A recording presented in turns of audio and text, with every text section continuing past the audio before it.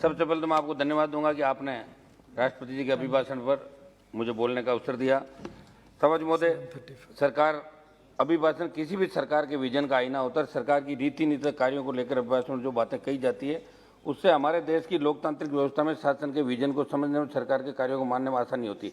मगर इस अभिभाषण के अंदर राष्ट्रपति महोदय ने 82 बिंदुओं के माध्यम जो बातें कही उसमें ऐसा कहीं प्रतीत नहीं हुआ सरकार की कमी, खामी या नाकामी का हिस्सा थे, उनका कोई जिक्र इसके अंदर नहीं किया गया।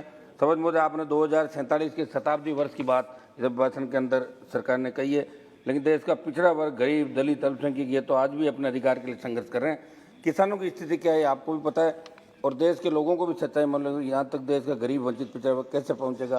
क्या इसका विजन आपके पास है?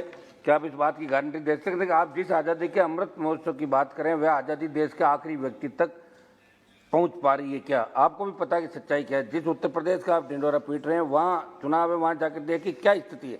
आज भी वहाँ के गरीब के वोट, उनके अधिकार कुछ खास लोगों के द्वारा ही तय किए जाते हैं कि किसको मतदान करेंगे। आज भी उन लोगों को आज़ादी का मतलब तक नहीं पता। समझ महोदय, देश को बचाने के लिए जिन कोरोना वॉरियर्स ने, योद्धाओं ने काम किया, तीसरी लहर भी चली गई, ईश्वर की कृपा रही हिंदुस्तान के अंदर। बड़ा बलिदान देने के बाद भी हम अभी सेफ साइड के अंदर हैं। मैं उन कोरोना योद्धाओं को धन्यवाद देता हूं। साथ ही इस जंग में जो दिवंगत हो चुके हैं उन नागरिकों, भाइयों को श्रद्धांजलि अर्पित करता हूँ।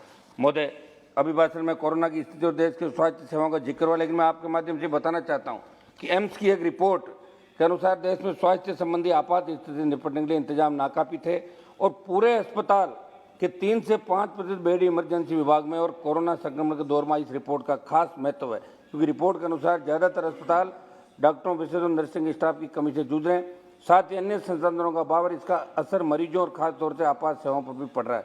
समझ महोदय, मेरी मांग रहेगी कि अस्पतालों में अविलंब मानव संसाधनों की कमी को पूरा करने की जो जरूरत देश में थी उसको वर्तमान सरकार अपने कार्यकाल में प्रमुखता से रहे। खाली पद भरे अस्पतालों के अंदर और जो भी आधुनिक संसाधन है उनको लेके आम जन को बचाने के हिसाब से सारा काम दिल्ली की सरकार को। जब कोरोना की सेकेंड लहर आई तब ऑक्सीजन, रेमडेसिविर, वेंटिलेटर और आपके आईसीयू वार्ड के अभाव में भी हजारों जानें इस देश के अंदर गई थी। आरक्षण और दलित अत्याचार के संबंध में बिंदु संख्या 14 में राष्ट्रपति ने संविधान के शिल्पी बाबा डॉक्टर अम्बेडकर, भीमराव अम्बेडकर, उनके आदर्शों का जिक्र तो किया, लेकिन मैं सरकार से पूछना चाहूँगा कि सरकार द्वारा सरकारी नौकरियों को खत्म करना, आरक्षण को खत्म करना नहीं है, क्योंकि आरक्षण सिर्फ सरकारी नौकरियों में, इसलिए सरकारी नौकरियों में कटौती का मतलब आरक्षण का कमजोर होना भी है। ऐसी परिस्थितियों में सरकार वंचित वर्गों के साथ अन्याय करी है। अगर हम नौकरियों की घटती संख्या, सरकारी क्षेत्र के निजीकरण और नौकरशाही में हो रही लेटरल एंट्री में आरक्षण की अनदेखी को मिलाकर देखकर कहा जा सकता है कि वास्तव में आरक्षण ऐसी स्थिति में पहुंच रहा है जहां इसके होने या नहीं होने में खास अंतर नहीं रह जाएगा।